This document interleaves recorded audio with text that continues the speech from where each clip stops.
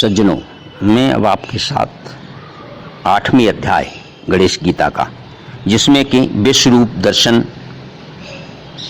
गणेश जी ने विराट स्वरूप का दर्शन जो है राजा वरेण्य को कराया है, उसको शेयर करता हूँ आपके साथ। वरेण्य बोले, हे भगवान, नारद जी के मुख से मैंने आपकी अनेक विभूतियों का श्रवण किया है। उन्होंने मुझसे कहा कि मैं उन विभूतियों में कुछ को जानता हूँ, समस्त विभूतियों को तो वे गजानन ही जानते हैं। हे गजानन, आप ही उन सब को तत्व से जानते हैं। इस समय आप अपना मनोहर और व्यापक रूप मुझे दिखाइए। ऐसा उन्होंने अनुरोध किया गणेश जी से।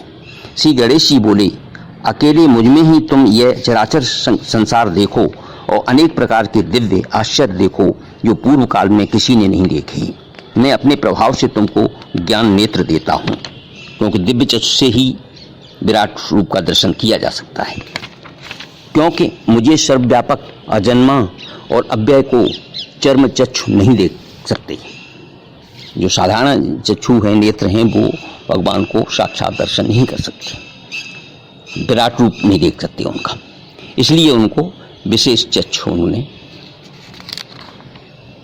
ज्ञान चक्षु जो है उनको प्रदान किए राजा वरेण्य को। व्यास जी बोले, तब भी राजा वरेण्य दिव्य दृष्टि को प्राप्त कर भगवान गणेश जी के महान अद्भुत परम रूप को देखने में समर्थ हुए।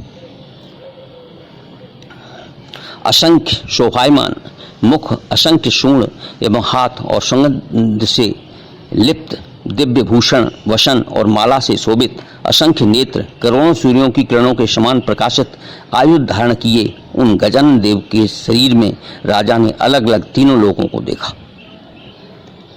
ईश्वर का यह परम रूप देखने के बाद प्रणाम करके राजा बोले, हे भगवान, मैं आपकी इस देह में देवता, ऋषिगण और पितरों को देख रहा हूँ। हे विभो, मैं 7 पाताल, 7 समुद्र, 7 द्वीप, 7 पर्वत, 7 महर्षि और अनेक पदार्थों के समूह को आप में देख रहा हूँ। मैं पृथ्वी, अंतरिक्ष, स्वर्ग, मनुष्य, सर्प, राक्षस, ब्रह्मा, विष्णु, महेश, इंद्र, देवता और अनेक प्रकार के जंतुओं को देख रहा हूँ। मैं अनादि अनंत, लोकादि अनंत भुजा और सिरों से युक्त तथा जलती हुई अग्नि के समान प्रकाशमान, अप्रमेय, पुरातन आपको देख रहा हूँ। मैं किरीट कुंडल धारण किए कठिनाई से देखने योग्य, आनंददायक तथा विशाल वक्ष स्थल युक्त आप प्रभु का दर्शन कर रहा हूँ। देवता, विद्याधर, यक्ष, किन्नर, मुनि, मनुष्य, नृत्य करती हुई अप्सराएं, गान करते हुए गंधर्वों से आपका स्वरूप सेवित है। 8 वसु, 12 आदित्यों के गण, सिद्ध, साध्य, ये सब प्रसन्नता पूर्वक महाभक्त से आपकी सेवा कर रहे हैं और मैं विस्मय को प्राप्त होकर आपको देख रहा हूँ। मतलब आश्चर्यचकित हो रहे हैं वो उनको, उनका विराट स्वरूप देख करके गणेश जी का। ये आपको ज्ञाता, अक्षर, वैद्य, धर्म के रक्षक, पाताल, दिशा, स्वर्ग और पृथ्वी में व्यापक ईश्वर के रूप में जानते हैं। आपके रूप को देखकर संपूर्ण लोक का मैं भी डर गया हूँ। यह आपका मुख अनेक तीक्ष्ण दाढ़ों से भयंकर है तथा आप अनेक विद्याओं के पारगामी हैं। प्रलय की अग्नि के समान दीप्तिमान आपका मुख है। आपका रूप जटिल एवं नभा स्पर्शी है। हे गणेश जी, आपका यह रूप देखकर मैं भ्रांत सा हो गया हूँ, कंफ्यूज हो गया हूँ। देवता, मनुष्य, नागाद और खग तुम्हारे उदर में शयन करते हैं। वे अनेक योनियों को भोग कर अंत में आप में ही उसी प्रकार प्रवेश करते हैं जैसे सागर से उत्पन्न हुए मेघ के जलबिंद फिर उसी में लीन हो जाते। इंद्र, अग्नि, यम, नैऋत, वरुण, वायु, कुबेर, ईशान, सोम, सूर्य और संपूर्ण जगत, यह सब आप ही है, आप ही हैं। हे स्वामी, मैं आपको नमस्कार करता हूँ। आप मेरे ऊपर अब कृपा करें।